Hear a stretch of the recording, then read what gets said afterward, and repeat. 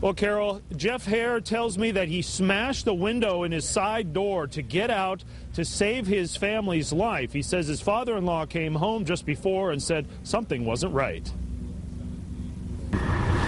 Said the house had smoke in it, and by the time I got out of my room with my babies, you couldn't see in front of your face. In a few minutes, this is what Jeff Hare's house would look like. I had to bust the window out of the side of the house. I cut my hand and everything all up.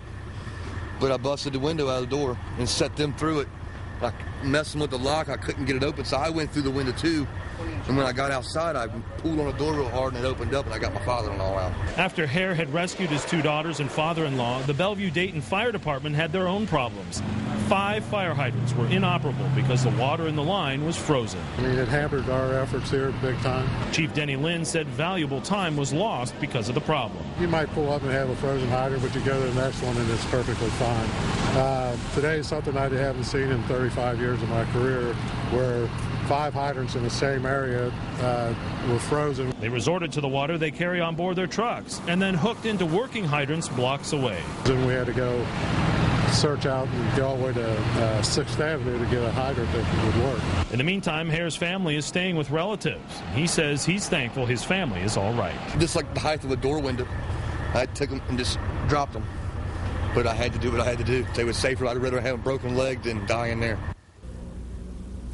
Now, as to those frozen fire hydrants, we spoke to the Northern Kentucky Water District today, who said that it is the fire department's responsibility to winterize the fire hydrants. Now, the fire department said that there was miscommunication and that the water district was late in notifying them that the fire hydrants had been flushed and were ready to be winterized. However, just before newscast, the water district called us back and said that they had actually submitted a schedule as early as March when the fire hydrants were going to be flushed, so that the fire department essentially knew that the schedule was for a flushing in October, and yet those fire hydrants were not winterized. In the meantime, the Bellevue-Dayton Fire Department says that they are currently in the process of winterizing these fire hydrants. Back to you.